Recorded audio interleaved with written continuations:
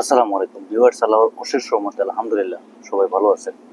দেখেন, সার্বিয়ার জন্য আপনি যদি আবেদন করেন, বর্তমানে সার্বিয়ার যে সুযোগ সুবিধা আর এই সুযোগ সুবিধার উপর ভিত্তি করে আপনি যদি সার্বিয়াতে যান, সেখানে গেলে আসলে কতটুকু আপনি সফল হবেন।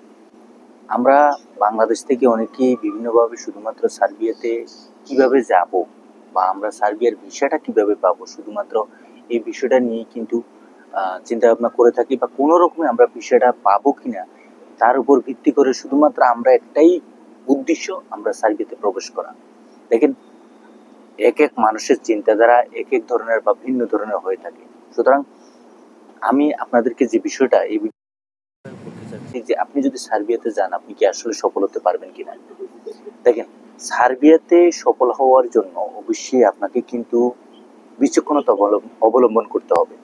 এখানে কিছু আপনাদেরকে না বললেই নয়। আমরা অনেকেই আছি যে শুধুমাত্র বিদেশ যাত্রায় একটা কোম্পানিতে গিয়ে কাজ করব বা কাজ করে সেখানে অর্থ উপার্জন করব, শুধুমাত্র এটার উদ্দেশ্যে। দ্বিতীয়ত আরেকটা বিষয় হচ্ছে, আমরা সার্বিয়াতে গিয়ে সেখান থেকে ইউরোপের অন্য কোনো দেশে চলে যাব, এই সমস্ত উদ্দেশ্যে। তৃতীয়ত, আমি সেখানে গিয়ে কোনো কোম্পানির কাছেও যাব না, আমি সেখানে অবৈধ হয়ে যাব, অবৈধ হয়ে আমি সেখানে থাকবো। বিভিন্ন ধরনের মানুষের কিন্তু বিভিন্ন চিন্তাধারা থেকে থাকে। তো আপনি যদি সার্বিয়াতে বর্তমান এই সময়ে এসে যান, ম্যাক্সিমাম লোকের একটি চিন্তাধারা, সেটা হচ্ছে যে আমি সার্বিয়াতে গিয়ে আমি অন্যত্র চলে যাব। বিশেষ করে সার্বিয়া এবং ইতালির বর্ডার কিন্তু পাশাপাশি হওয়ায় অনেকেই সার্বিয়া বসনিয়া হয়ে কিন্তু ইতালিতে চলে যাচ্ছে।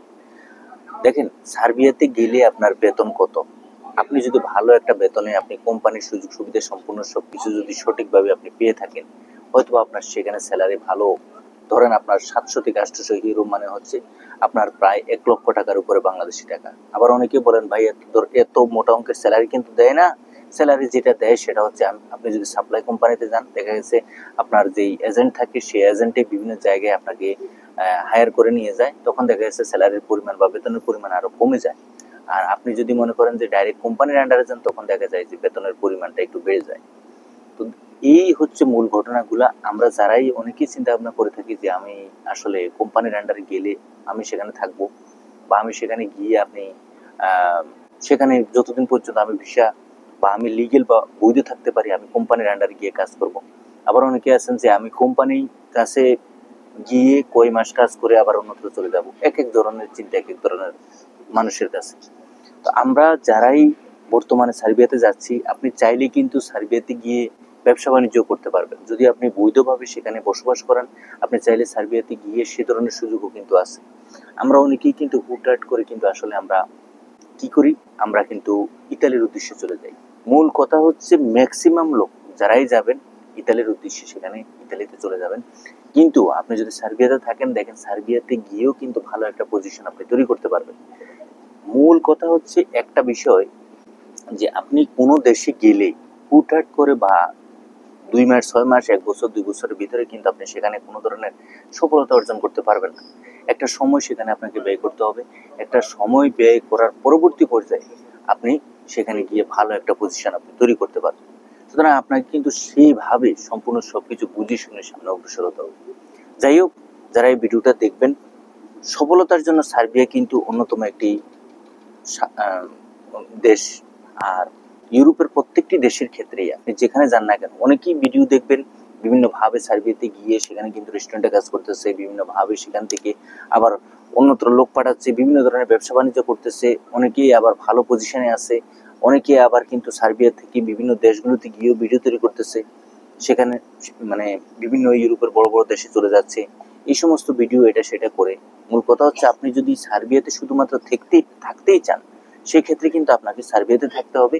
সার্বিয়াতে থেকে আপনাকে একটা সময় পরে, একটা সময় শেষ হওয়ার পরবর্তী পর্যায়ে আপনার যে লক্ষ্য বা উদ্দেশ্য আছে সেটা আপনি ফিল আপ করবেন, এবং আপনি পূরণ করে আপনি আপনার যে লক্ষ্যটা আছে, আপনার যে উদ্দেশ্যটা, যে আপনি সার্বিয়াতে থেকে আপনি সাফল্য অর্জন করবেন, তাহলে কিন্তু একটা সময় আপনি সেখানে সার্বিয়াতে থেকে সাফল্য অর্জন করতে পারবেন।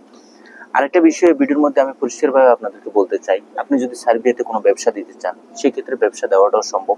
অবশ্যই সার্বিয়ার কোনো, আপনি যদি বৈধ থাকেন, সার্বিয়ার কোনো যে সরকারি লয়ার আছে বা উকিল আছে তাদের সাথে পরামর্শ করে, অথবা সার্বিয়াতে যে সমস্ত ব্যবসা বাণিজ্য করতেছে বাইরের দেশের জনগণ, তাদের সাথেও আপনি যোগ পরামর্শ করে, ভালো একটা চুক্তি পরামর্শ করে আপনি খুব সহজেই সার্বিয়াতে ব্যবসা বাণিজ্যের জন্য আপনি আবেদন করতে পারবেন।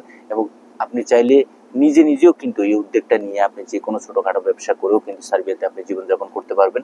সেটা সম্পূর্ণ আপনার ব্যক্তিগত একটি বিষয় হয়ে দাঁড়াবে। যখন আপনি সেখানে যাবেন, ফিজিক্যালি যখন আপনি সেখানে গিয়ে ভালো একটি সময় ব্যয় করবেন এবং আপনি ভালো মন্দ সবকিছু বুঝবেন, জানবেন, শুনবেন, তখন কিন্তু আপনি নিজের থেকে নিজেই কিন্তু আপনি যে কোনো কাজ করতে খুব সহজেই আপনি উদ্বুদ্ধ হবেন।